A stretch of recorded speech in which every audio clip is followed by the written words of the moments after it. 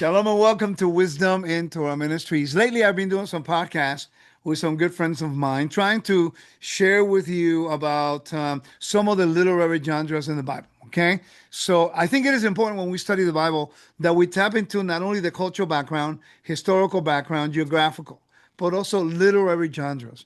And that's something that I'm very much interested in because I realized going to Turkey and Greece and understanding the New Testament in its first century cultural background, that if you disregard the way that people thought, the way that people wrote, the way that people spoke, you're going to miss a lot of the message behind the message. For that, because this is an area that I don't really do well, due to the fact that I'm not never really focused as my areas of studies on these little literary genres, I call upon the help of two of my friends, Dinah Dye and Matt Nappier. How are you guys?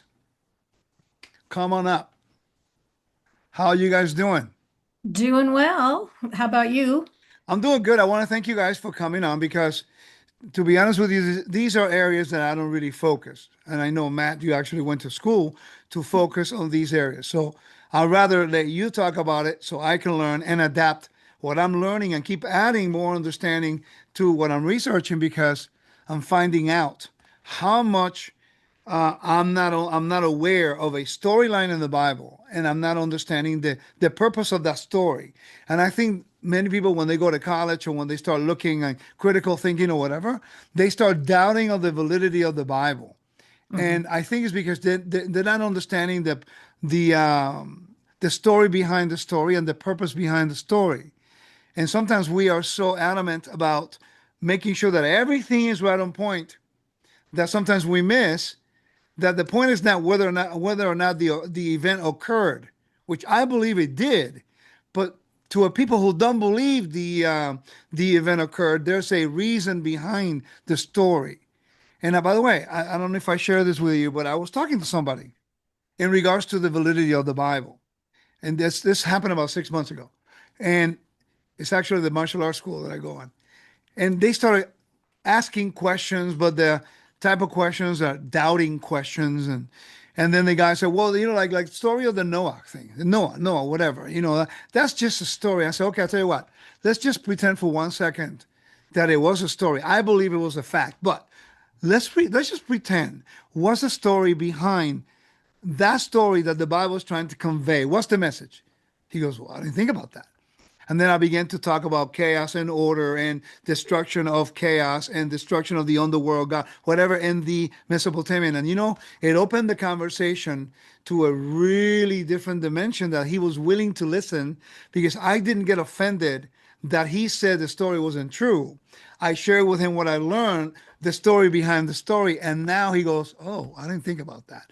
And I've learned that we are so focused about proving that everything is right, which in our minds it is.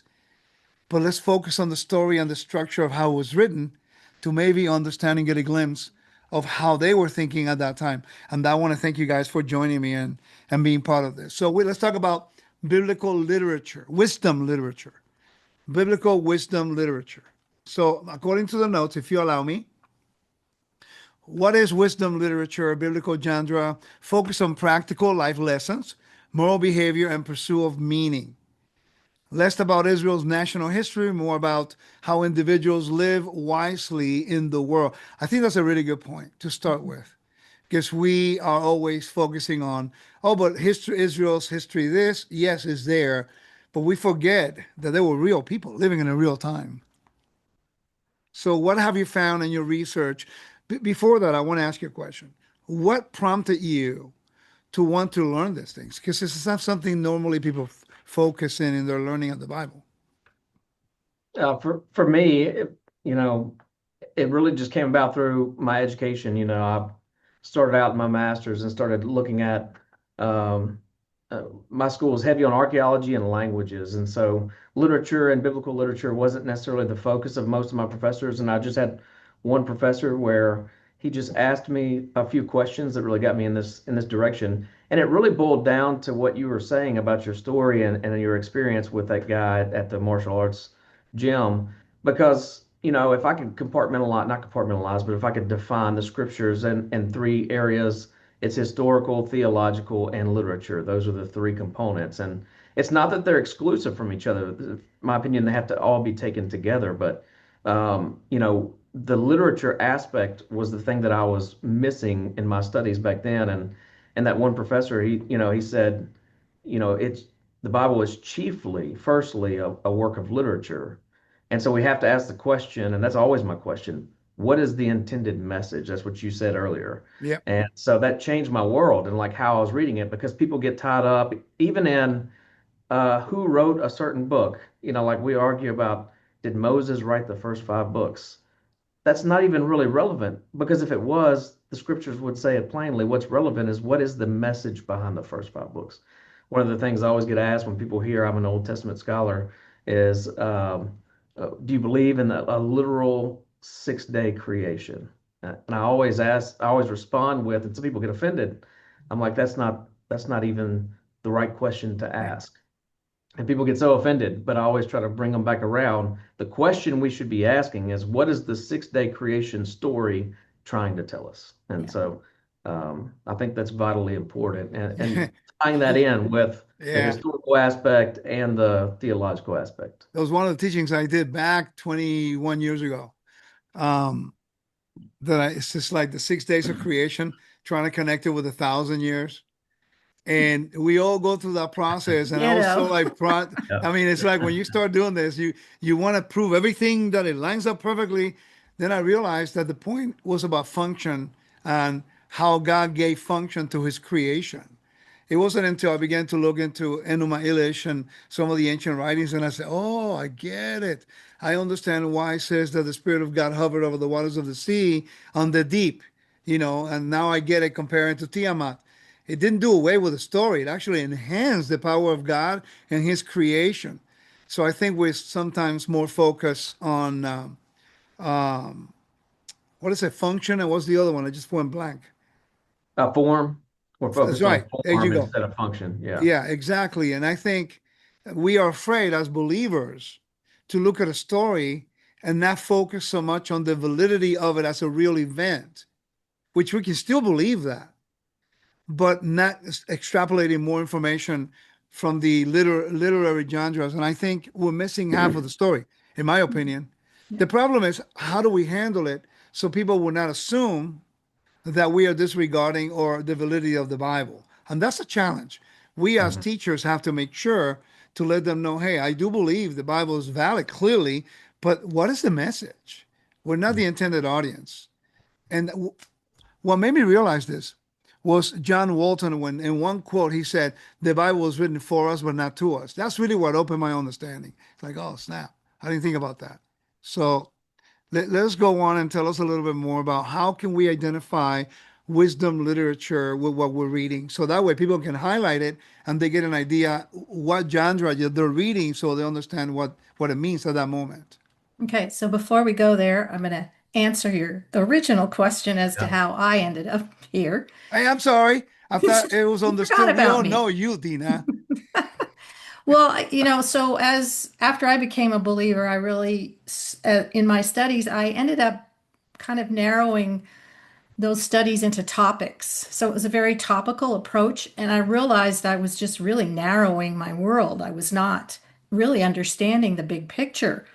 And so that approach as topical studies led me to realize I needed to back out a little, look at the context and the culture. And then through all of that, I began to see how important the literature was for the very things we're talking about. Because now I have to ask the question, what are these writers trying to communicate here? Yeah. And I think we end up in these Gnostic boxes, like it's only this or it's only that. We just refuse to be able to have more than one thing mean something at the same time. And so I think that when we're talking to people now and it's like it's either this or it's that, so we're trying to, enlarge their tent here. The other thing is, as I began to realize as the Bible's being put together, codified, etc., that it's over such a long period of time. We don't know who actually wrote it. And so much of what has been written is written in collections of many people. And so we're kind of stuck on, okay, this guy wrote it, that's it, end of story. But now when I see like the New Testament, it's a possibility that upwards of 15 people could have been involved in writing it. So now I got to step back and say, this is a long process with a lot of people over time to communicate a message, and the message always seems to be the same, right? They don't have divergent messages. So that's kind of my little journey into how I finally figured out that the literary nature of the Bible was just as important as everything else, if not more important. But how is, okay, the challenge that we're having is that we research a lot, we study a lot, so we were able to look at the Bible through a magnifying glass and identify certain things that the audience is not ready to hear, or maybe we're not prepared to present it in a way that would edify, because the assumption, for example, when I'm going to add a new topic to the audience, it takes me a period of maybe 2, 3 years of a foundational teachings, so that when I come out to my conclusion, people already have a little pillow that when they fall on their behinds, it's not going to hurt themselves so much. And I think sometimes in the scholarly world, because when we study certain things, we understand it. We assume the audience understand it. And I think one of the things that I've been working on, I don't know about you, but is how do I present information that people can see that I'm providing you info to enhance your learning experience and the reading experience, not to diminish the storyline. You just said it. There's so many writers, but yet the Bible is so uniquely written in a way that it doesn't really contradict each other. Right. And when you read something that is a number higher than this one over here, they don't realize this was written about maybe 300 years after. The fact that they're somewhere in the same ballpark is a miracle, Hmm. you know? So how do we deal with the audience, and so they will see our hearts that we're trying to convey information to allow them to grow, not to minimize the validity or the existence of God. You know what I mean? I think you have to be willing to be a pioneer. Mm. And some people will, everybody's in a different place in their walk and their journey. Some people, when you teach, they just get it, they're on board. Some are willing to listen, contemplate, consider. Others want no part of it. So you do what God has called you to do. You present in a way that you try to, appeal to your audience, recognizing your audience. But I think in some way, you just got to let the chips fall where they may. Do you Now, think in it's time, people who are honestly searching will come to this place. I've yeah, seen that over and over and over again. it's And like if the you're willing to Sabbath. wait patiently and continue to impart in them your wisdom and knowledge, then, those that will receive and grow. Yeah, do you think that's just like when man, sorry guys. When we started and we found out about Sabbath and we fought it so hard, and then we became so militant about it afterwards, and then the name Yeshua, and then Torah, and then the feast. Um, I don't know. It's the biggest challenge I've had, especially as a temple researcher. Talk about, I mean, when you mention temple in any meeting, it's like you see their hairs coming out and pulling it out, and people are like, it's crazy. Imagine now trying to teach about wisdom literature when they look at the Proverbs and they assume that's a real story being told, when in fact, many of the times it's just literary usage of what somebody was saying. So I don't know. Go ahead, man. Talk to me. Yeah. I think on this type of platform and this type of level, I think what Dina said is just you just got to put it out there. I mean, I think it's vital and important information on a personal level in a local community. I think it just takes time. I have a friend, a really close friend. For years, he would always poke me and prod me. He'd say, "Oh, let me guess, that's all just metaphor," because I would highlight those things. And he was really against it early. He's like, "Oh, Matt's just trying to tell us it's all metaphor." And now he's reading the Bible through this lens. I mean, he's understanding it now, and it just took time for me to take the prods and the pokes, and because he prod and poke, but then the next day he's sending me a serious question. Hey, this does seem like a metaphor. How do we take this? How do we do it? So I think it takes some stuff like this. I think, like on a local level, I did a series on how to read the Bible. It was 15 weeks. It was 15 hours.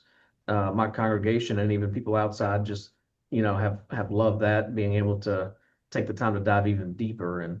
And so, there's two aspects to it. Put some stuff out there from platforms. You have a platform here that's much larger than what I do on the social media world, and so put it out there and let people take it and digest it, and then be willing to answer the questions and take time with individuals as well. When I caught on to my lack of understanding is when I went to Turkey last year, and I went back this year for the seven churches. And as I went the first time, I missed 50% of the information. And I thought I gained a lot of knowledge. When I got back the first time and I'm reading, going over the book of Revelation, chapter by chapter, I'm going like, wait a minute. I'm finding out information now that is written that I didn't see or cared about when I was there. When I went back, I realized, wait a second. If you do not understand the geography or the topography and the history, you're not going to understand half of the message that's been addressed to that particular church. And I'm going like, wait, how much more if you don't know the audience and the way they understood things? So I'm slowly myself becoming more open to understand these topics because for so long I've been more like, well, it's got to be this way. But I understand, yes, there's a place for that. But I need to understand Proverbs better because there are times the problem that we have in prophecy, eschatology. People don't understand the apocalyptic literature, something we're going to cover in the future. And they come up with some crazy ideas about apocalyptic literature and prophecy later on that we all look like shameful people because nothing ever happens. So anyway, that's another conversation. Well, now that you've brought up Proverbs, wisdom literature, I think it's important from the beginning to understand this is a universal message. This isn't just the Bible. This is the whole ancient Near East world approached their world in the same way. Obviously, it's different because they are polytheistic and they worship the gods, etc. And we can talk about that in a bit. But this was the way the whole of the ancient world communicated this way, how to live, how to walk, moral insights, all those, and they use this language, this wisdom literature language to communicate that. Can I make an observation about that? Because when I go to Israel today, I am very frustrated going to the Judaicas, the bookstores, because all I see is basically philosophy, is Jewish philosophy. And my wife made a good point. She says, Rico, what happens is that the people born in Judaism, they already know how to do the customs. They understand it stems from the Torah, but they're trying to find a philosophical way to understand the message. Thus, there's a lot of books on Jewish philosophy, and they answer everything with philosophy. So I don't like it personally, but would you think that maybe Proverbs and this books of wisdom literature is basically their way of trying to explain everyday life in that environment as they're trying to do now? That's Yeah, just my opinion. I don't know. It's just an opinion. I think it's very similar. One thing I thought of that's not very prevalent in our biblical text necessarily, that maybe a future genre for us to consider is midrash, because that, especially in our corner of the world, is grossly misunderstood. Yeah. Yeah. And that's very similar. But I do think, yes, what you're reading in modern Jewish philosophy is trying to provide wisdom, trying to take an ancient text and apply it today. But it's very similar to Midrash, which is just people think that that's filling in the gaps in our scripture. That was never the case. Right. Midrash was intended to elucidate those gaps in a way to teach valuable life lessons. And so Right. I do think that's the case. I mean, I have the questions I say that the Proverbs and wisdom literature is asking is, what does it mean to live well in God's world? And what can I hope for on just a personal level? Because most of the scripture is very something that I think we miss. We individualize too much of the Bible when it's very communal. I mean, Yes. our Old Repeat that. Testament, Repeat that Yeah. again. That's a That's very important key. point that we never think about it. yeah, we individualize the Bible when the overwhelming majority of the Bible is communal. That's Um, true. and I even think like one of the most famous ones that gets misused, in my opinion, is Philippians 2, where it says, "Work out your own salvation with fear and trembling," and everybody takes that to be an individual command. Yeah. And Stuck into the community. In English, we miss the you plural versus the you singular. It's a you plural there. It's you have to live in community and together work out. Right. Uh, and Yeah. but wisdom literature allows you to see things on an individual level, to say it allows you to explore what does it mean for me to live within this community individually? How do Can I live wisely? can we Well, and go ahead, it's Dina? Well, the other key is within that communal setting is how do I bring order to this Hmm. environment? So there's this focus, wisdom literature as a focus on cosmic order, what, the Egyptians call Ma'at and the Mm-hmm. Mesopotamians call Temu. It's the same thing. So you have this proper order within your society, your community, or whatever, how you speak, exercising self-control, justice, loyalty, humility. I mean, all these character qualities function within this wisdom literature. And again, I think it's important to recognize it wasn't just Israel took it up a notch because Yahweh is providing the wisdom, and we can talk about wisdom, but it was just immersed in the entire ancient Near East culture.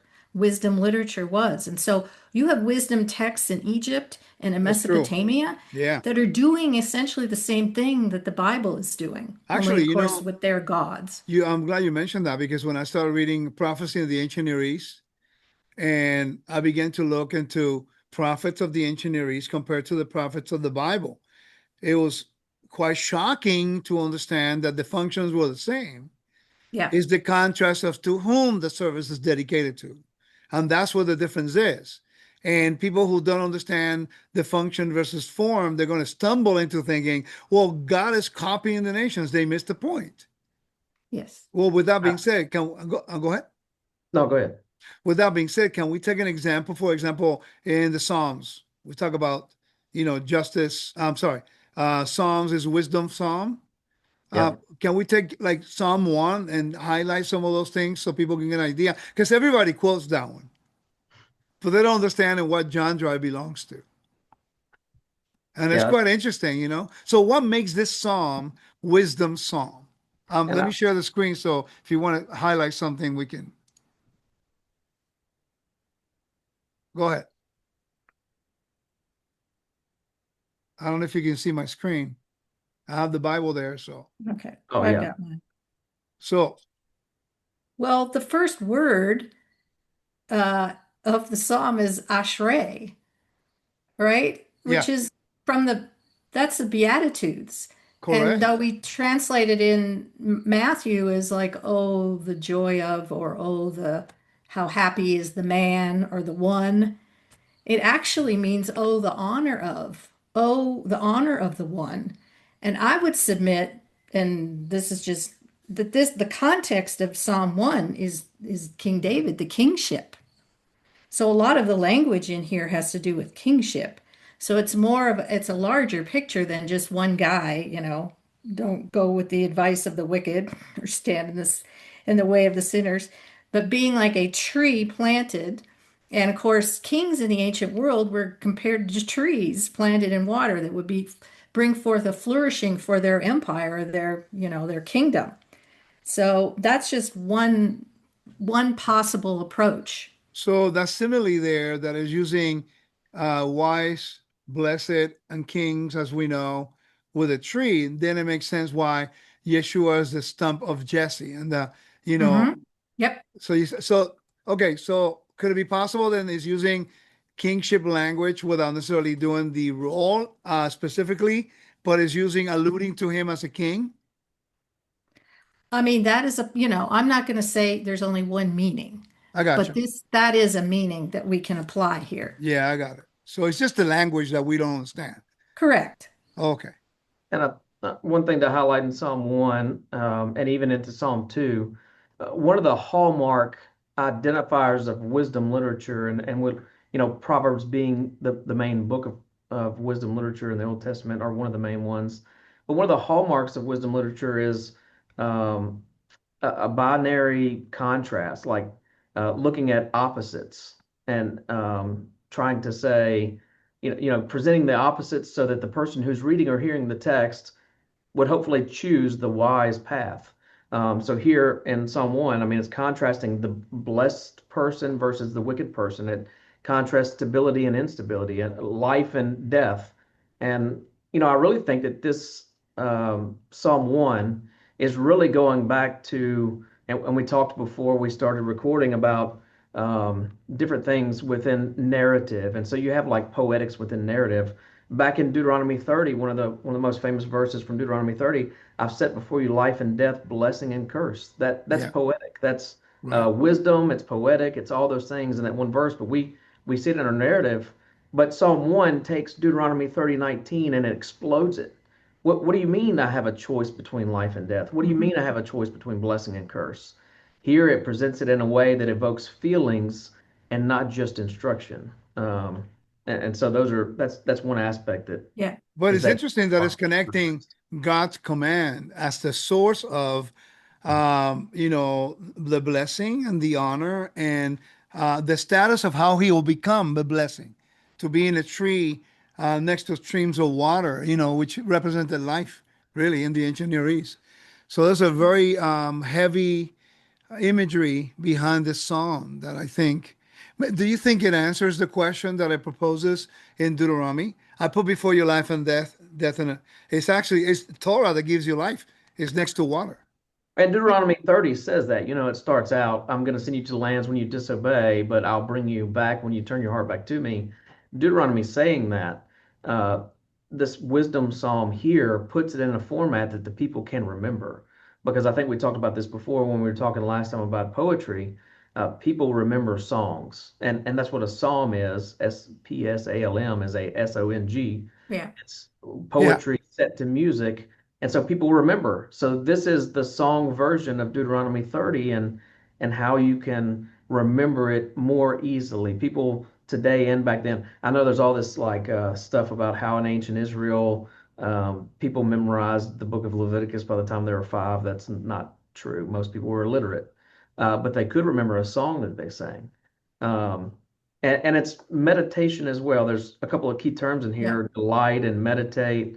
Those are kind of hallmark things too. Like it's not just that you hear something and do it. That is part of what it is. There's an intentional decision being made, but it's also that it's what you think about all the time. That it's Do you do you think that Yeshua on the temple during the last great day of the feast, when he's actually saying the well of living waters, he's basically making a call out to the people to return to wisdom, to return to life, instead of pointing it as a literal thing, because the source of water came from the temple. There was a source of water and it represented life. Do you think maybe with disregarding one important message that he's trying to convey there, that the house of God is the well of living waters? That's where lives come from. I don't think people have really thought about that. Like you said, they make it about personal instead of national. Yeshua is trying to bring everyone back to the Father. I mean, I don't know what I'm just throwing that out there, thinking about what you're saying. It will make sense that what Yeshua is conveying is a message that is actually a national, because everyone's there. It's not an individual thing. Right. Well, you see the contrast, from in creation, it begins in chaos, waters of chaos, and then brings forth life. So you have that constant contrast between chaotic waters and the waters that bring forth life and flourishing. So you see, and to Matt's point, this is all meditation literature. I mean, they're synonymous terms I essentially. didn't think about that. Yeah, that's a very important component of wisdom literature. Yeah, And then let's if you talk. don't mind me going off on my king thing again, not to say that Yeah, it's the but only meaning. before you do, Okay. the you just kind of blew me away a little bit by the meditation thing, because I really didn't think about it. I know they do devotions now. I know why they do devotions. You're kind of meditating on the word, and I think the word of meditating is kind of so connected with the East and Yeah. Hinduism and stuff. People, I think, miss the point that it's not Yeah. meditating on the gods; it's meditating on thinking about God. Do you think that's the reason why the songs were written that way? So it's a constant song meditating on God's wonderful works. Well, and this deep reflection, and it's using language that requires reflection. It's using riddles and proverbs and asking philosophical questions. Like you don't just read that like a narrative. You got to sit there with it and process Yeah, it yeah. meditate on it and reflect on it. And unfortunately, yeah, the word meditation's kind of become a dirty word, but That um, that word yeah, in Hebrew really means to like whisper to yourself. To it's that, like we think meditation is in our head, and it is, but it's not just that we meditate. It's not this kumbaya type of thing. It's Yeah. that you're relaying it over and over. You're saying it to yourself over and over. And we misread the Proverbs like that too. But I mean, we have these Bible plans, and so it's like, oh, read through the Bible in a year. And I'm not saying there's anything wrong with that. Everybody should read the whole Bible. But when we get to certain books like Proverbs, we just read the chapter, but that's not what's intended. We're supposed to right. take one verse. So if I look, I'm just in here because I was going to make a point in Proverbs chapter 22. But a generous person will be blessed, for he shares his food with the poor. Like we're not intended to do that and then just keep going so quickly to drive out a mockery and conflict goes too, that the quarreling and dishonor will cease. The one who loves the pure heart will, like that's not the intent. The intent is that I'll take this one. The generous person will be blessed, for he shares his food with the poor. I should be thinking about that. What does that mean? How What does that verse is look that in my one? life? That What? was in 22, verse 9. I was actually in 22 to make a point about why it's so important that we understand wisdom literature from Yeah. verse 6. But, and so I just picked out a different one, but um, that was from verse 9. But the intent is that we take this one verse and we meditate on how does this look in my life today, 2025. I was coming here to make a point about misreading, in verse 6 there, start a youth out in his way, even when he grows old, he will not depart from it. It's very important that we understand wisdom literature is not a promise. And I've Right. come across so many people, especially in the Torah community, they read this verse, start a child out in his in the way, and when he grows old, he won't depart from it. And they'll rigorously pour the Torah into their children, and then the children sow their wild oats when they turn 18, and they're devastated because God's word wasn't true. Maybe I didn't do it right. Maybe I didn't really start them out on the way like I should. That's not what it's saying. This isn't a promise. These are proverbs. This is wisdom literature. It's a generality. In the best case scenario, that's what happens, but it's supposed to prompt you to want to do those things, but it doesn't promise that those things will happen. I So mean, if that's the Well, case, Solomon didn't really follow through on his own thing because he what's went astray. interesting in that verse, and it's translated train up mhm, everywhere, but Yeah. actually the Hebrew word is dedicate. I dedicated. saw Yeah. that. Yeah. Yeah, it's more like a Yeah. priestly function. Mhm. Right. It's Hanak.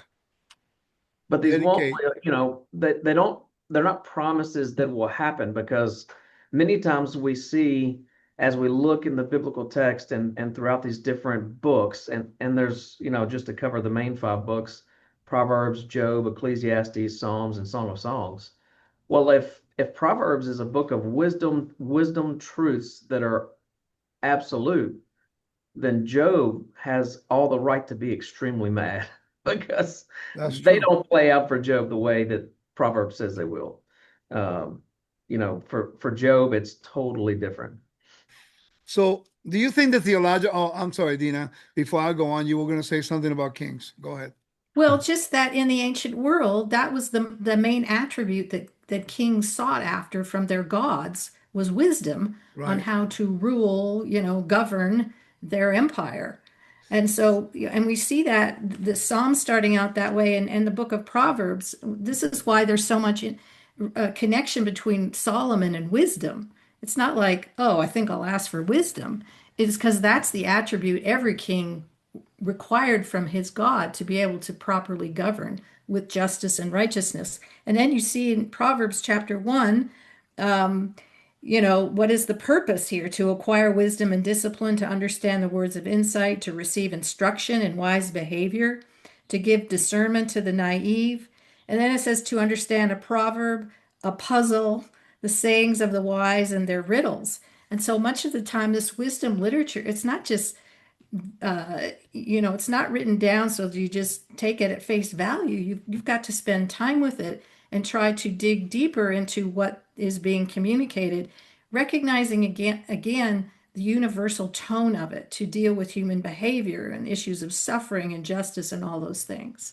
So that means that every parable Yeshua says falls under the category of wisdom literature. Yes, Absolutely, because it's the same word. Mashal Right. is the Hebrew Oh, word for parable, terrible. and it's the word for proverb. But Hmm. if we ask the normal layperson if they recognize Yeshua's parables as wisdom literature, No, they're going to look at you like you're nuts. they're like, what is that? But Yeah.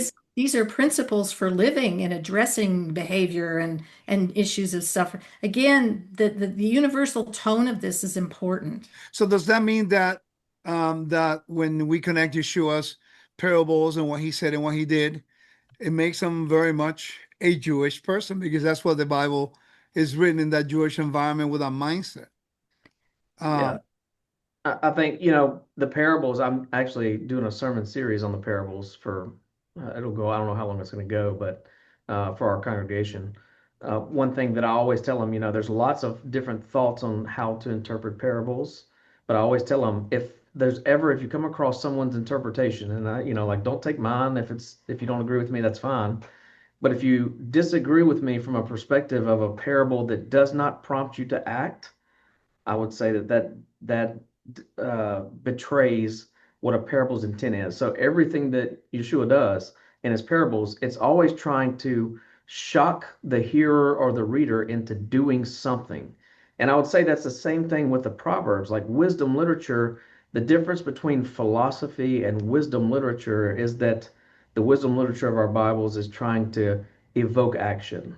And mhm. so it's not just to stay in our minds. We are to meditate on it, but we meditate on it so we understand how to act it out, how to live it. And so that's the key point. It should prompt action.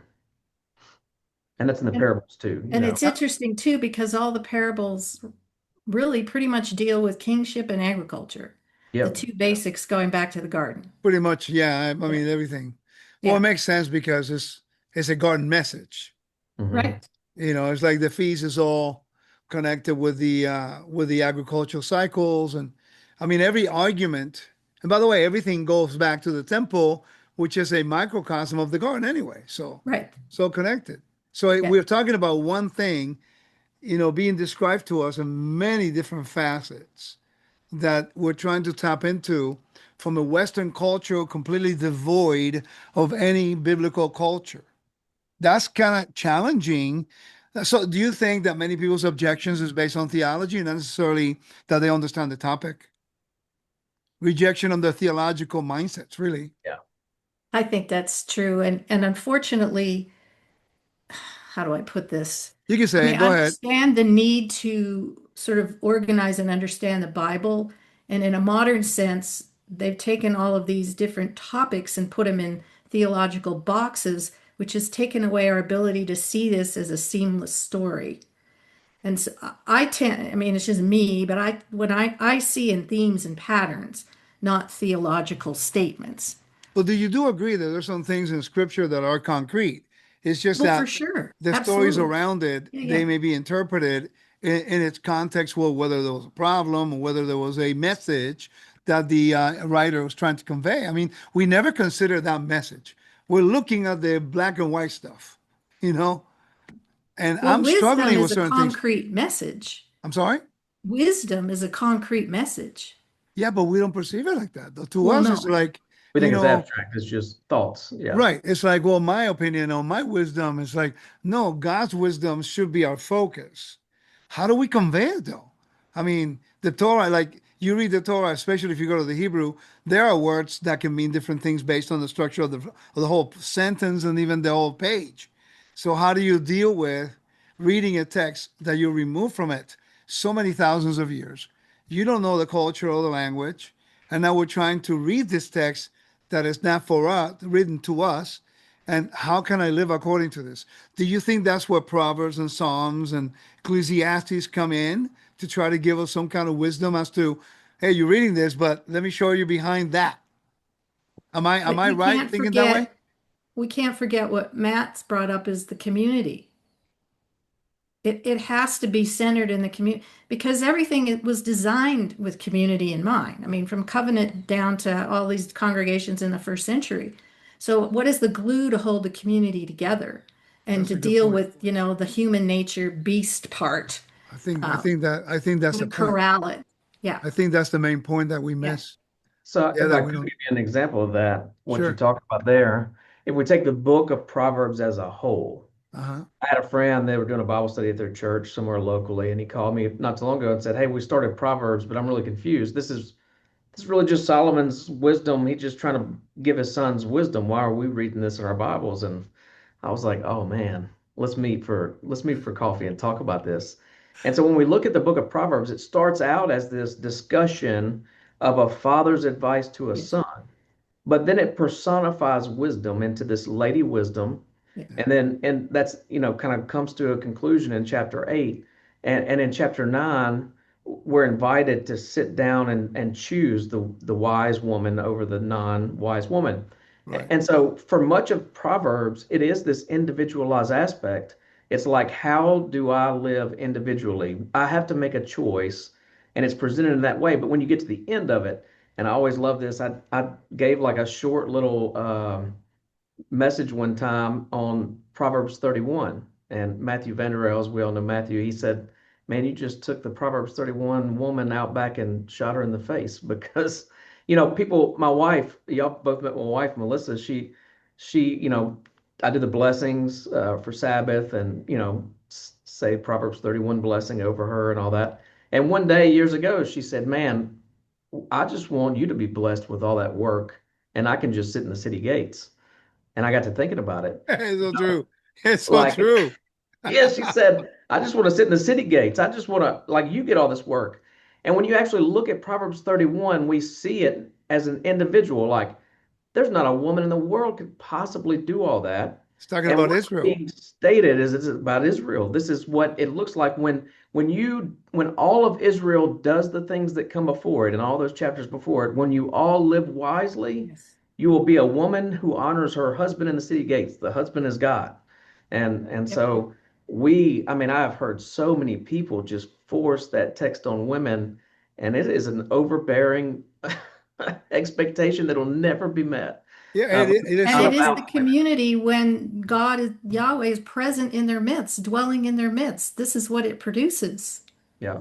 So wasn't the king also as a father and Yes. to the Israel, which was the son? Yep. And then also wasn't the king a representation of the groom because he's representing God, who is actually, it's a metaphor of a marriage, actually. Is you're using all these little Mm. things that are there. But the whole thing that we're making the point on, for example, First Corinthians chapter 3, verse 16 says, "Don't you know that you're the temple of God?" When you read verse 1, it's talking to the community, not the individual. Hmm. That's Hmm. another example of that. So how much do Yes, we and really understand the Bible, guys? you will have a Seriously. flourishing community if wisdom, Lady Wisdom, is the center. And Yeah. I can't prove this for sure, but I think in some ways, wisdom and the Holy Spirit might be interchangeable terms. Well, I Just mean, that's where saying. the sermons will come in. And, when we read the Torah, it's actually allowing us to get into the will of the Father so we know which way to walk. So then the sermon is really not that difficult if we understand the Torah, its purpose and its function, that anything that is not connected to what the will of the Father, then you can discern whether it's proper or not.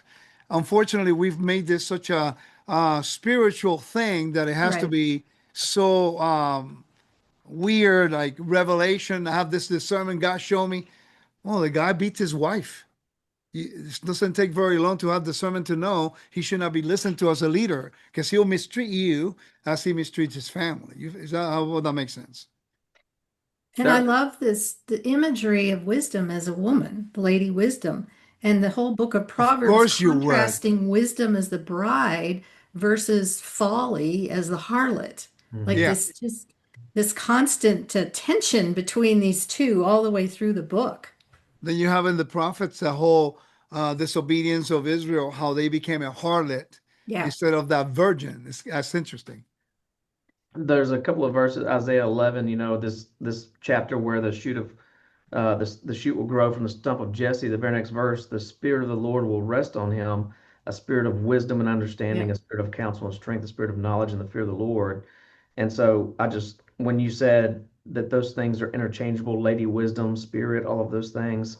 And then Paul in 1 Corinthians 2, um, 10 through 12, but I'll just kind of give it. It says that the Spirit searches all things, even the deep things of God, and so you kind of have that wisdom aspect to the Spirit there, and I think that's um, Well, to and what the he. other, in Proverbs, it talks about the woman building her house. She's carved her seven pillars.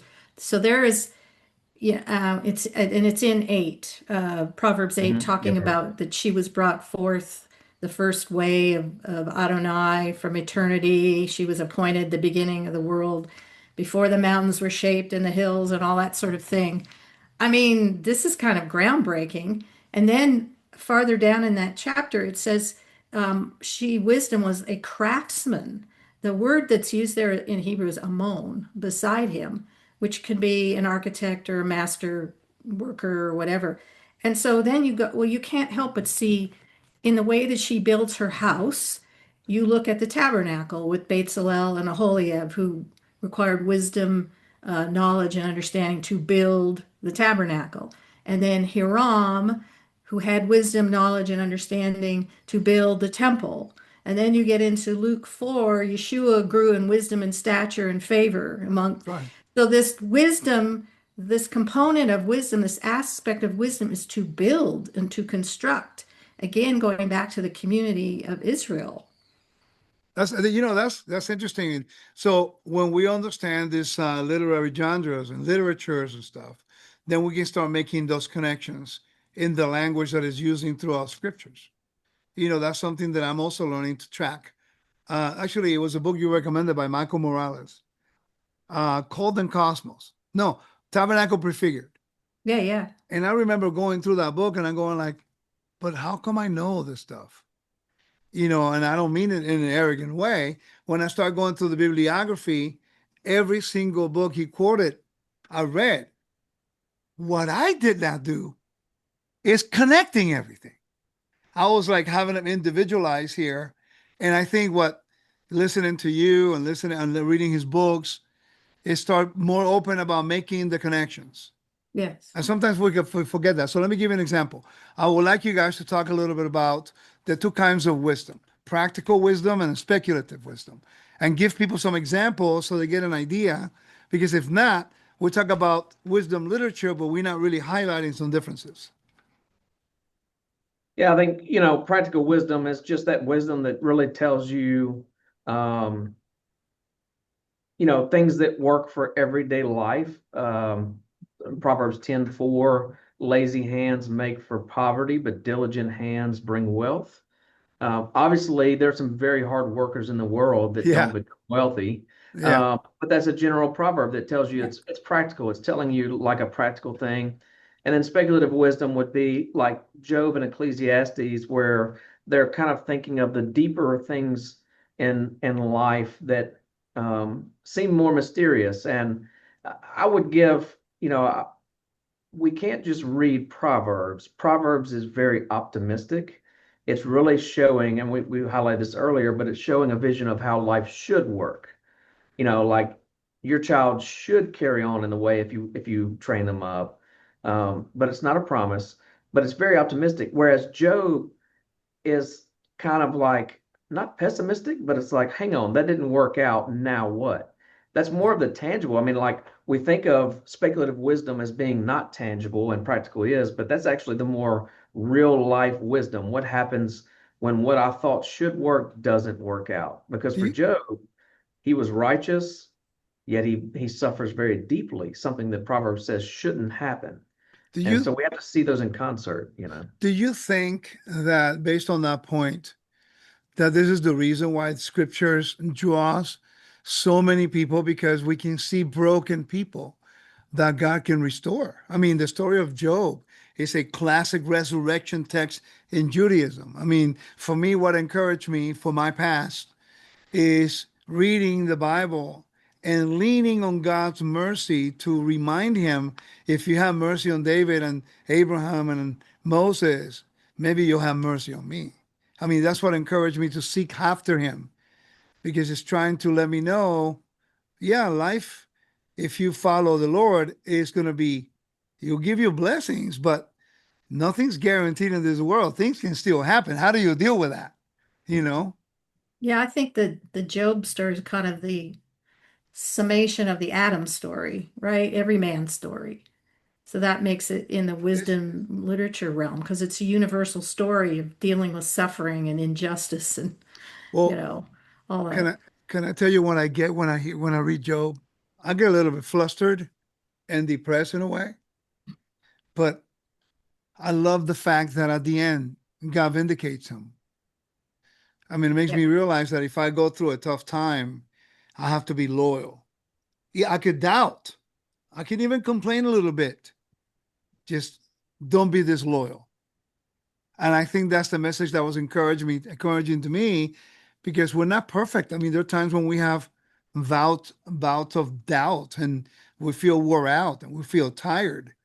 And sometimes we wonder, my Lord, what's going on? And then you remember these stories and you're going like, yeah, I'm going to continue to push forward, you know, and let God be God and let me just follow him. I don't know if I'm coming to the right conclusion, but that's what I get for Yeah, I me. think that's Job highlights like divine wisdom versus our earthly wisdom. Sometimes we will take, even if we read Proverbs appropriately, we'll take that and apply it in a way that still is through our human lens. And Job shows that divine wisdom sometimes doesn't look like what we think it does. So what would you recommend? How would you both recommend when we read wisdom literature? What should be our mindset going into it so that we're not disappointed? Because we read things sometimes out of weird expectations and not understanding its context. We're not going to get the result we desire. Thus, people lose faith. Well, I, I think if you okay. keep Proverbs, for example, in the realm of practical application, that will help considerably. So I read the Psalms when I'm down in blue and I just kind of want the word to wash over me. I'm not looking for anything theological or no, I'm not looking for patterns. I'm just like, I need a hit here. I But hear when you. I approach Proverbs, I'm looking for practical application in my own life, knowing that these are principles that I can apply, and by applying them, they'll be flourishing, not necessarily immediate, but this is a structure. And I've always told people if you apply the principles that are in Proverbs, you will build a solid house. You will build a solid marriage and with family and children, and you can take it to the bank. Does that mean nothing bad is going to happen? Of course not. But you have these principles by which you can continue to build, which is the same for the community, the congregation. If you apply these principles, your congregation will flourish. And it'll flourish in the midst of the hard times and the suffering and the difficulties. And that's the human story, is a story of suffering and difficulty. So you have something now, you would make an application even though you don't feel like it or it doesn't really make sense or you don't want to, but you just know if you follow that principle, then you will reap a blessing down the road. I would say we have to read them like canonically as well. That's one thing. We isolate the text, and I really don't. I know it's helpful, but like reference Bibles, that have the references that cross-reference stuff, Yeah, that helps a lot. really don't like them because it trains people to think, oh, this is referencing this one verse in the Old Testament, when really the reference is the whole chapter or the whole book. It's Right. true. And sometimes it's referencing the entire Old Testament. We should have that all in mind. And so I have this way that in my Old Testament literature class, when we talked about wisdom literature, it was these three friends. When it comes to the main ones, Yeah. Proverbs, Ecclesiastes, and Job. And so Proverbs is this wise, confident young woman who is giving think of like this optimistic young woman in her early 20s that's just so optimistic. And Ecclesiastes is your middle-aged, skeptical man with really sharp insights. And Job is the older, reflective sage who has suffered and seen what life really is like. And we have to take wisdom in the all of the above approach, where we read Proverbs, but we also have in mind Job. We read Job, but we also have in mind Ecclesiastes, and we have to have those things in the back of our mind and see wisdom in the totality. Do you think if you read it that way, it gives you more of a humble attitude? Because you can see that the Bible is outlining for you what could happen in the future and what to do. That's quite interesting. I never really thought about it from that perspective. I'm going to continue to do it like that. If I may say something here real quick about Psalm 25, I remember a personal testimony in 1998. I came to the Lord and I began a journey of repentance and rectification when I started. And I never forget because I knew that what I did, certain things that I did in my past, when you read the Bible, it's kind of scary. I said, "Whoops, I should have been dead here. I should have been dead there. I should have been dead there." And I began to call out to the Lord, and the only way I could was through the Psalms, and and it ministered to me tremendously because then I could pray from the bottom of my heart using words that I knew were inspired. And if I may, this psalm for me was pivotal in my development, early development, even to this day. I think about it all the time when I go through trouble. And it says, Psalm 25 says, "Oh Lord, I come before you in prayer. My Elohim, I trust in you. Please do not let me be humiliated. Do not let my enemies triumphantly rejoice over me. Certainly none who rely on you will be humiliated. Those who deal in treachery will be dwarfed and humiliated. Make me understand your ways." And that was why I wanted to read it. Make me understand your ways, O Adonai, my master. I began to look into the way that's using the names of God and the attributes. And I realized that is he appealing to the character of God, my Elohim, my creator and judge, and my Lord, my master, you know. Teach me your path, guide me in your truth, and teach me. For you are the God who delivers me, and on you I rely all day. Remember your compassionate and faithful deeds, O Lord, for you have always acted in this manner. Do not hold me against the sins of my youth and my rebellious acts, because you are faithful to me. Extend your favor, O Lord. And then says, the Lord is both kind and fair. This is why he teaches sinners the way to live. And then verse 9 forward, it was a little bit of a challenge because I was neither humble or worthy. So it's only an example of how beautifully that psalm was written, that it was comforting, that it was encouraging, but it also made me realize how good God was in my life, that although I was arrogant, he still taught me.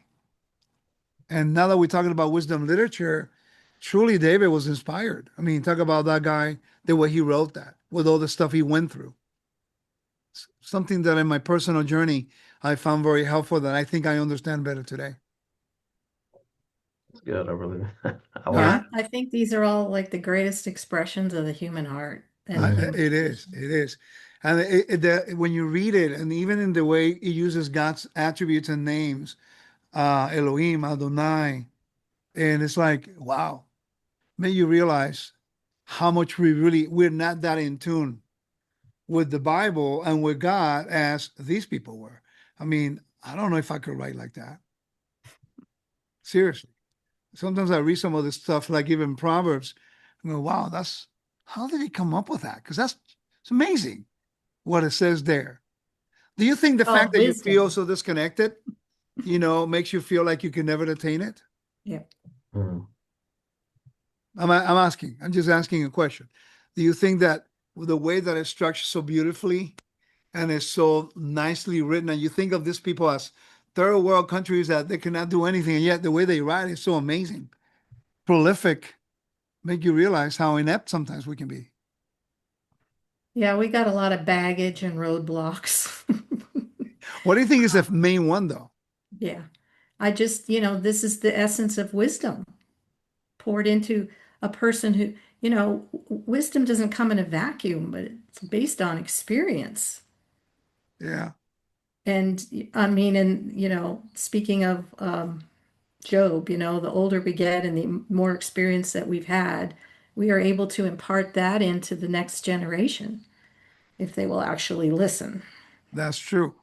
I think to your question, you were asking, does it seem like it's almost impossible to disconnect? And I think maybe even for them, I don't know if we have time, but I mean, Yeshua himself is presented as the epitome of wisdom, which I think is important. That's what the gospel stories are given to us. And there's some key verses. I mean, Matthew 12:42, he says that he is greater than Solomon.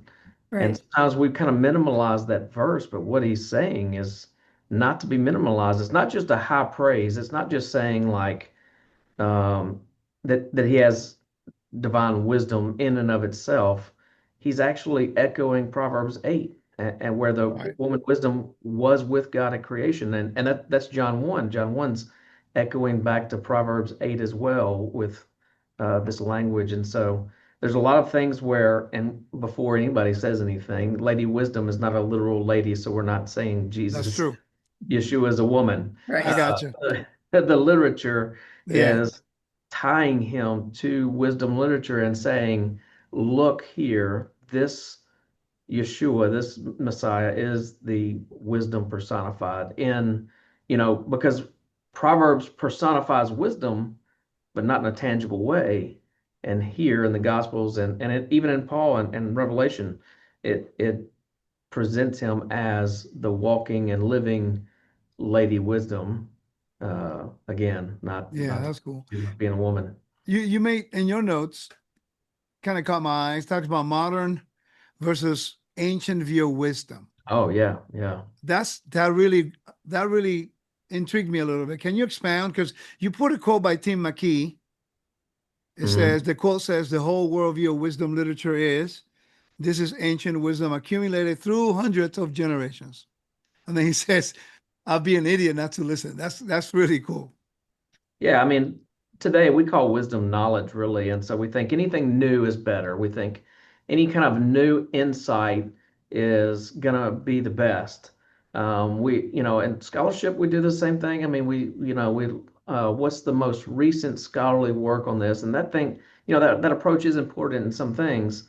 But when it comes to wisdom, when it comes to not just knowledge, but when it comes to wisdom, how do we truly live out knowledge? That's kind of how I think of knowledge versus wisdom. I get that question a lot. Well, what's the difference between knowledge and wisdom? Knowledge is information. Wisdom is applying the information rightly. I think of Abraham, righteousness and justice.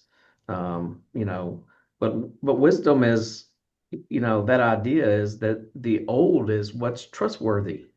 Today more and more we're not wanting to listen to those who have come before us.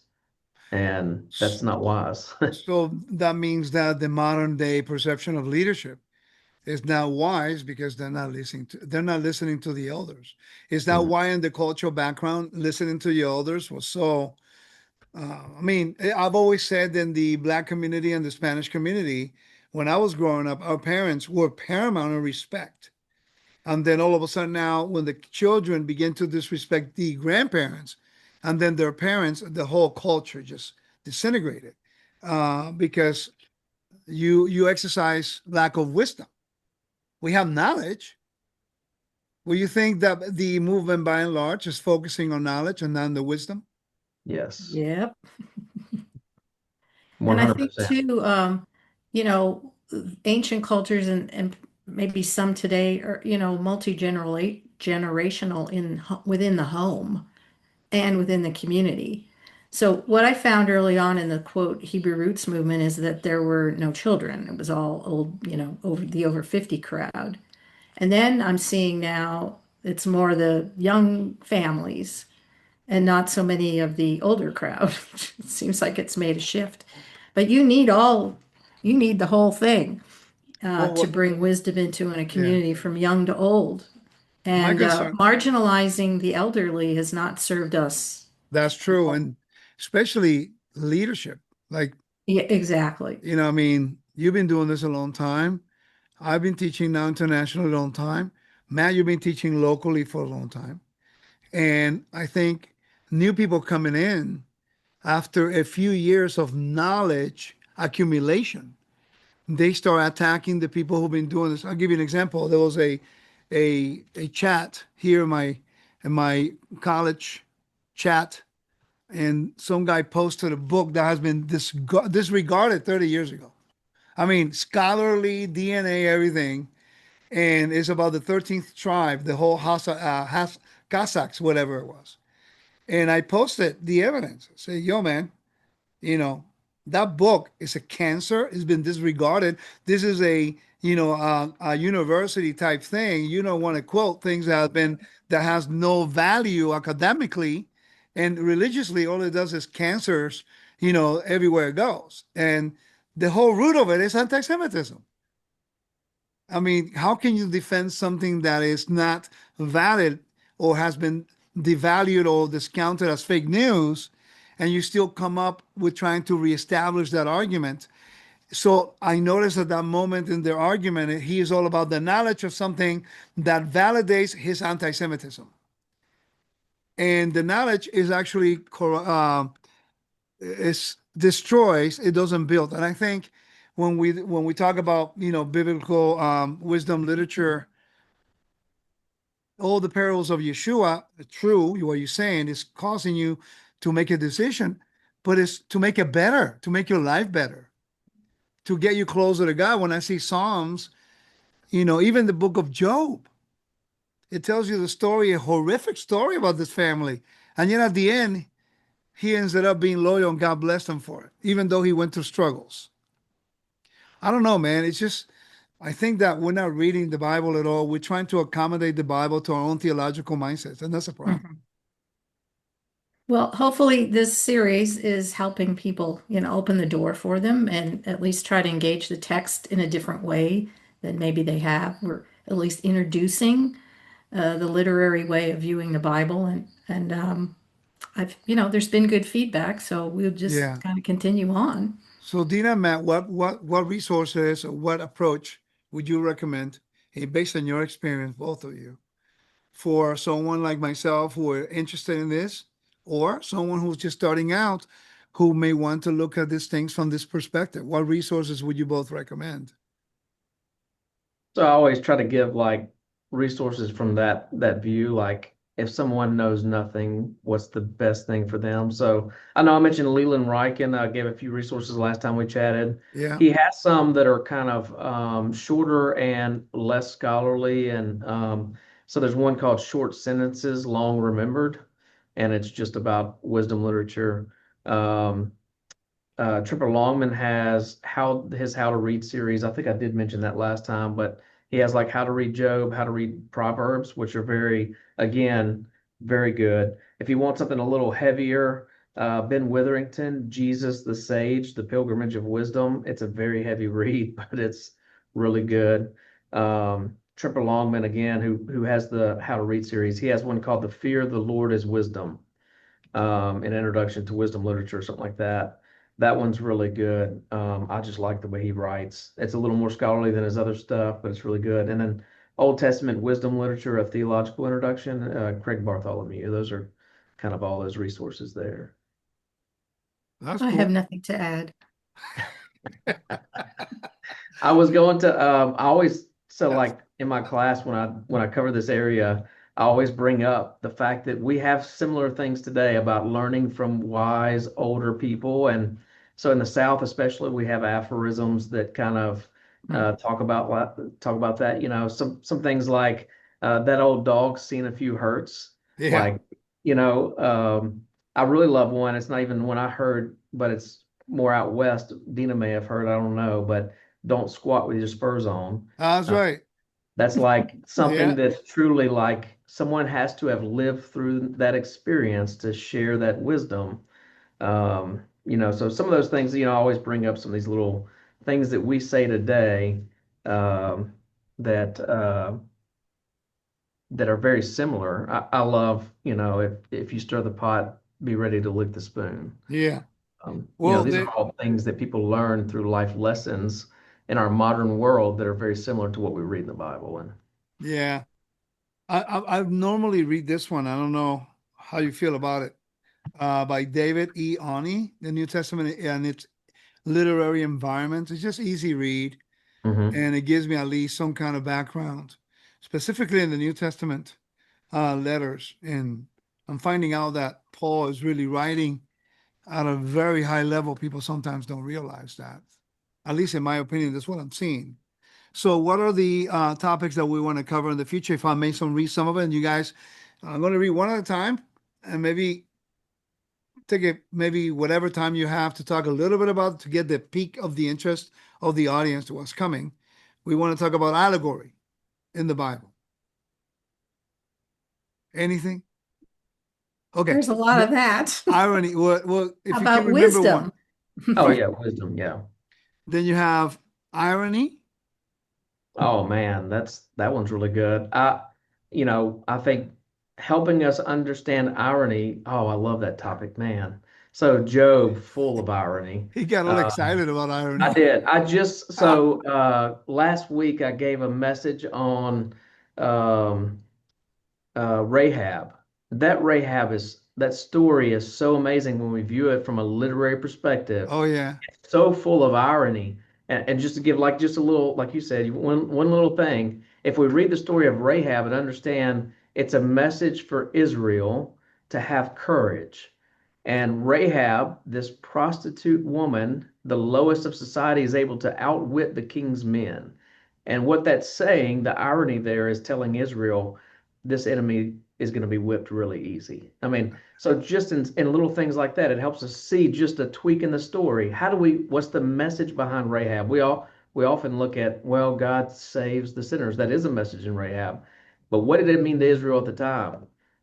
Both within the story and from the literature, it was a story that gave them courage because God can work through this woman. And the other irony in that story is that she speaks like Moses. Here's a woman who's what we would think of as having no elegant speech. And up until that point, nobody rivals Moses' speech until her. So Moses has gone, and God's telling him, I can use whoever to speak like Moses. You don't have to be focused on the fact that Moses is gone. Yeah. Just move forward. So anyway, I got Yeah, excited and I about was just thinking irony. about, Matthew chapter 1, the genealogy of Yeshua, and the irony in there that, normally they don't mention women in the Hmm. genealogies, but the five women that are in there are all like technically prostitutes and Yep. outcasts. Right. Yeah. What is Yeah. that saying to Israel, right? What I like about that story is that it just so happened that one of the gods of the underworld in the ancient world was called Rahab, Mm. Mhm. and that it talks about the testimony to That's right. Yeah. the two spies saying, "No, because we have heard that your God dried the sea." In other words, you can talk about for 3 hours on Nadina. It talks about destroying the chaos. Yeah. And it's incredible how now that story is about defeating chaos and how chaos itself in the pic and the figure of Rahab, the prostitute, like you talk about, she's actually testifying, we are completely defeated. We don't want to fight because we know that your God defeated chaos. He's victorious. I love that story. All right, next one, it will be metaphors. Dina, I know you can talk about metaphors I know. I for don't even know hours, where to for start. hours. I mean, just let's take the seas, right? Yeah. Seas in the ancient world were symbols of chaos. And you just see the development of that. I mean, starting in Genesis chapter 1 and then, moving into the Noah story, just the world, just there's a comparison there between the violence, the world is filled with violence, the earth, and then the seas overcome the earth, and it's just like one big chaos sandwich. And then you see the imagery of Noah in the temple, the cosmic temple on the waters. And then over time, you see the seas developing into, invading armies and, the connection between that until you end up in Revelation and there's no more seas. So there's just constant conflict between chaos and order all the way through the Bible. And so, it shows up in this sort of metaphorical thing of seas. That's just like one example. We could talk Right. about cosmic mountains. I mean, it's everywhere. So that would be a, few hour discussion. I That'll do be think fun. That'll be metaphors. fun. I think it's one of the most powerful devices in literature is metaphor. It's Yeah. the most powerful ones. I think, yeah, I just saw someone the other day post, this is why it's important. Someone said something the other day along the lines of, why do we call ourselves the bride of God when he calls us his sons? God didn't marry his sons. Yeah. I'm just like, oh no, man. I know, man. It's like They're both metaphors. Yeah, Like, take it literally. they actually like, literally think that there would be a real wedding. This is a metaphor. As a matter of fact, when I study engineering, I know that when there's a victory of a king, they always they write a song about the victory and then they have a feast. Yes. It's It's in like, my book. oh, that's right. It's in the book. yeah, It's in yeah. my new Next book. one, All of that. Apocalyptic. What's the name of the next of your book? Tell them your It's book. called The Greatest Exodus, a Divine Warrior Tradition. The Greatest Exodus. Yeah. It's okay. You know why I'm laughing. I know Oh, why I you're love it. laughing. All right. I love it. All right. Apocalyptic literature. So wait. Let me retrace my steps real quick. So you mentioned something about Genesis, starts with the garden, then chaos, 70 people going to Egypt. Book of Revelation starts with seven churches, and it finishes with the garden. So it's the story retold backwards. Yeah. So after the first three chapters of the book of Revelation, I don't know if people are going to be shocked. I'm doing a chapter by chapter study in the book of Revelation from its cultural background, not eschatologically, but it's cultural. But I found that it's using tons of metaphors in the book of Revelation, and it's like people are going to be completely disappointed because they're cyclical, but there have to be certain signs to know when it's actually happening. And we're not putting enough effort to understand what are the principal signs that must occur for the cycle to be the real one and the last one. Would you agree with that? I mean, would you agree So with that yeah, assessment? I do. And one thing that there's like tons of subgenres that we could never, I mean, we'd be Yeah. here for a year talking about it. But one of them, Revelation, is what we refer to as symbolic reality. That's a subgenre of wisdom, I mean, of visionary literature. Symbolic reality is where everything is a metaphor. And people struggle with that, because, and why they struggle is they think that you're making something abstract when you're not, because metaphors are ways of talking about, or abstract ways or non-literal ways of talking about concrete things. So it is trying to tell you something.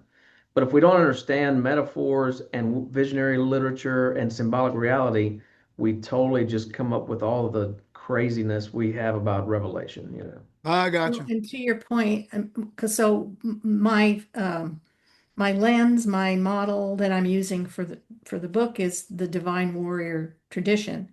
And I go through all the different elements of the divine warrior defeating chaos in the Exodus story and then in the Gospels and briefly in Revelation. So the subtext of Revelation is the divine warrior combat myth theme, which if you're going to talk about apocalyptic literature, the combat myth concept came early in ancient Mesopotamia, is very common in all those cultures, and ended up kind of being married to apocalyptic literature by the time we get to coming into the first century. And so apocalyptic literature took on the identity, if you will, of combat myth, and then kind of went in a bit of a different direction. So those two elements, they really jive together, but we don't really understand them. So I tried to in the book explain it simply as best I could. You know when I understood that better in the book of Revelation, when I studied the Baal cycle, the cloud rider, and then Yeah, Daniel, and then Yeshua Mm. quoting it everywhere, and then yeah, the book of Revelation quoting, I'm going, wait a minute. Let me go back all the way to the Mesopotamian and then also yeah. to the Baal cycle, Ugarit. And then I understood it. I'm going, oh, I It's all get the there. message. It Yeah, makes sense. And actually, it made my faith stronger because then I understood the message behind it. yeah. But when I present that, people always say, well, what are you trying to say? That God takes something pagan? Anyway, next one is uh, chiastic structure. You know that I forgot his name. Oh my God, I'm so sorry. Tony Tony Robinson. Robinson. He does an amazing job. He actually specializes in this area. Yes. And I remember when I used to study his Torah portions back in the day, man. I mean, he really helped me a lot because he does a good job on this. And I Yeah, think, and he's the one that I know of that solely focuses on that. yeah. Not that he can't do anything else. I'm just saying that, like me, I teach the temple and the book of Leviticus, but I do some other stuff too. But I he's think very gifted at chiasm that. is like ground zero in the Bible. It's like everywhere, and especially because everything's in sevens. So you always have a chiasm center at number four. Uh-huh. So, like in what I'm writing now, I didn't realize that Matthew was basically seven mountains events, and Yeshua is having events, episodes, whatever, on mountains, and there are seven mountains. So Whoa, then I wait. looked at the Stop, center. stop, stop. Never heard that before. Repeat that again. What? Repeat that again. I've never heard that before. I'm kind of Oh, okay. curious. So if you look closely at in the book of, I got it originally from a guy who did a dissertation back in 1980s, and he saw that there were six mountains, but technically there are actually seven. So all the major events of Yeshua's life, his dealing with the Hasatan in the wilderness is on a high mountain, and then we have the Sermon on the Mount, and then we have the feeding of the 5,000, the feeding of the 4,000, and we have the Olivet Discourse, and we have the Transfiguration, and we have the Great Commission at the end in the Galilee on a mountain. So as you go, now none of the other Gospels do this, just Matthew. So you have these seven mountains, of course, trying to take us back to creation. But again, you have seven with chiastic structure. And the center mountain, which is so interesting, is the mountain of the feeding of the 4,000.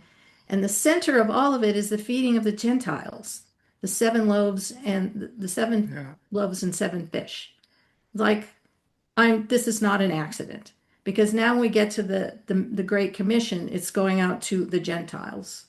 So the center of that mountain structure, like it's just I never in a million years saw that. I'm like, oh, First time you're hearing it. yeah. Well, I I know don't. I all the wrote miracles that about happen that on in the book mountains, as but well because and I it know just there's like seven man. hills. Like if you look at Moses, first chapter of Exodus, his into chapter 2, his life, his salvation, if you will, comes from seven women. And I did the same thing in Matthew chapter 1. Like we have in the first chapter we have five women, then we have two more. So like there's this it's everywhere. And because it's seven, you can see the chiastic structure very easily because it's number 4, like in the 7 days of creation. So in Years this ago, case, before I met Dinah, I purchased a study on the Book of John from Dinah, and I don't know if she even remembers this, but years ago, I mean, it's a long time ago. You had a Yeah. study in the Book of John, and I still share it today that there in John, as opposed to other Gospels, there's 7 miracles, and in the middle miracles, the same exact story, the feeding of the 5,000. And in John, I don't remember if you came away with this conclusion in your teaching or if I later developed it, but I always viewed that as, John's purpose is to present new creation. And so that feeding of the 5,000 undoes, is showing the reversal of the consequences of the garden, which was Yeah. that you have to toil and work for the food. right. But with Yeah. him doing that, you don't even have to plant it and harvest it and make the bread just appears. And so Right. anyway, both in Matthew and John, I was connected. But anyway, kudos to That's Dina cool. for years ago, that teaching. Well, Like it's that's just endless. right. So in this case, chiastic structure is only one tool, One not tool. the only one. One tool to Yeah. help you complement and everything else. Correct. And That's it's a It's a very great, it's an real, important tool. It's very, it's found everywhere, but it is just a tool. well and it's a that real literary device. Like people sometimes, when I bring up chiasms, they think, oh, that's just people reading into the scripture. No, this was a very real literary Yes. device inside and outside of the Bible in the ancient world. So it's very intentional. It's very 7 churches. I mean, that's a chiastic structure if you Yeah. read how those are addressed. But it's a very intentional literary structure. and lastly, midrash. I threw that out earlier. I don't know Yeah. if I want to go That's down a that can road. of worms, right? There is midrash in the scriptures a little bit, but I just thought it might be important, especially to your audience, Rico, because that gets so misinterpreted. People read midrash rabbah or something like that, and they're like, "Oh, here's the mysteries solved. Ancient Jewish wisdom tells us what this really meant." That's not the purpose. That's not how that works, And Well, today, what people call midrash, they're going to get offended with me, whatever. They get offended with me when I say temple, you know.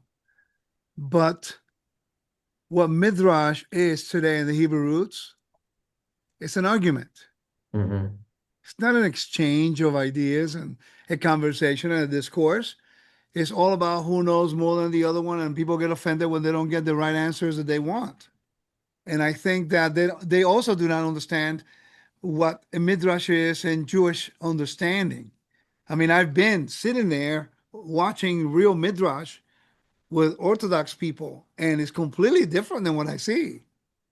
And I think we maybe take one time to talk a little bit about it so we can at least give people foundation. We want them to discuss the text, Right. but how do we do it? For example, if we take a story, let's say a Torah portion, and we start saying, okay, well, why don't we do one person covers the allegory or the irony or the metaphor or the apocalypse, whatever it is within that chapter, and then you have a conversation on that. Don't you think that would be more edifying? Because in this conversation, I've learned a few things that I didn't really think about before. And we have different specialties, but if we compare notes like this, then it makes me think outside my box. Well, that You is know, the purpose of the community because yeah. everyone has different skills and understanding, and you bring that all together. But we also don't want, the meanderings of your imagination in there either. Well, but remember going back to what Matt said that, we forget it's about the communal. I think it's either you or Matt that said that, or both of you. It's about the community, and we don't think like that. We think about Right. individuals. Right. And that's why every individual teacher never goes through a peer review. I go through it. I mean, I got people that know more than me that when I do a teaching, I go through a peer review. Okay, guys, I want to present this to you. What do you think? That know more. But that's non-existent among us. And you know that. It isn't. By the way, what we're trying to do is similar to that. I want to know what you know so I can learn. Maybe I can propose some ideas. Maybe you tell me, no, that doesn't fall under that category, falls under this one. And now we, as a community of teachers, we're able to help each other out. So hopefully this will help. Anything else you guys want to add? I would just give some homework. We didn't get to it, but homework to your audience is to go back and read James as a book of wisdom literature, not as an epistle. Oh, that's right. You did mention that earlier before we started We ran out recording. of time for sure, but Yeah, man. And we that's went a some good lot longer homework. than I expected. It's been quite interesting. Um, I love the conversations we're having. I pray that the audience, I hope you guys are enjoying it. And not only you two here, I know you are, but the audience by and large, they're not exposed to a lot of this. And I want them to get to know us a little bit more, that we're not one dimensional, that we're only thinking, trying to prove our own thesis and our own thing, that we're looking and we want to get better as teachers too. So, James, 1 minute, tell me a little bit about James and why you want them to look at it like that. Yeah, I think we always look at that as kind of said as being an epistle, but when we look at James and like especially how it opens up, it gives a greeting that's different than all the other epistles. It's to the 12 tribes scattered among Right. nations, greetings, and so it looks like an opening to a letter, but it really lacks the familiar salutation at the end of that. Right. It's given to this diaspora. But in this case, I think it may well simply just be a way to address all believers everywhere, just like wisdom literature is. I think that's really why a lot of people get confused by that with James. It's just so different. But I think if you look just in the first chapter, verse one, chapter 1, verse 5, if any of you lacks wisdom, you should ask God. And this is really mimicking Proverbs 2 and Proverbs 8. It talks about some of the same things. It gives this contrast of what it means to do and not do. It gives you this power of speech, which is all through Proverbs. James 1:19, be quick to listen, slow to speak, and slow to become angry. I mean, it's really just mimicking what it means to have that tongue. And he really contrasts, or he talks about the difference, like with Job, what we talked about. What's the difference between godly wisdom and earthly wisdom? James chapter 3 does that. But I just think, going all through that book and reading it and think about the Proverbs, think about especially the Proverbs. As you read James, it really seems to be the New Testament wisdom literature book. He even calls back to Job in James chapter 5, verse 11. He calls back to him as an example of perseverance through suffering. Huh. So he's bringing in Job. He's clearly bringing in Proverbs many times, and so less of an epistle, more of wisdom literature. I've And that's never not heard. just me. There's tons of scholars in this realm of biblical literature. They all view James kind of as a book of wisdom literature as opposed to an epistle. Oh, I did not know that. That's cool. Me neither. Yeah, awesome. Thanks, Matt. Hey, Matt, thank you. Hey, guys, thank you so much for your time. And I really appreciate having the conversation and exchanging. I'm learning, and I also want to learn from my peers. I hope it's mutual.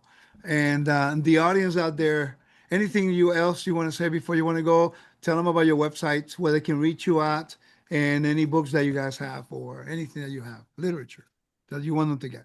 Anything. Dina. You can look up my name on YouTube. I do classes currently going through the parables.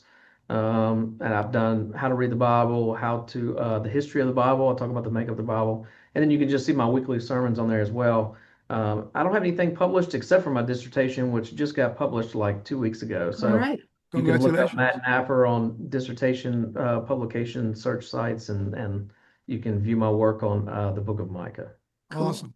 Yeah. So foundationsintorah.com. I have 3 books: The Temple Revealed in Creation, The Garden, and Noah's Ark. Completing my 4th book here, The Greatest Exodus. Hopefully it'll be out right before the holidays if all goes according to plan. And I teach a class every like 2 or 3 times a year. It's a 12-part course, the Temple Revealed course based on my books. Sounds good. And you Give can me an check. email. Nah, good. Thank you, Dina. And you can check me out at wisdomintor.com. I have courses there, temple courses. I have a temple course coming up in Indiana. And please, when you go to the YouTube channel, do me a favor, subscribe, share, and like. Let others know about what we're doing. And thank you guys for joining me today. God bless you. Shalom to all of you. And I pray that you continue to learn about how to understand the scriptures, not only from a perspective of spiritual food, but also trying to understand the narrative and the story behind the story. Shalom to every single one of you. We'll see you Shalom. soon. Bye bye. So, Bye.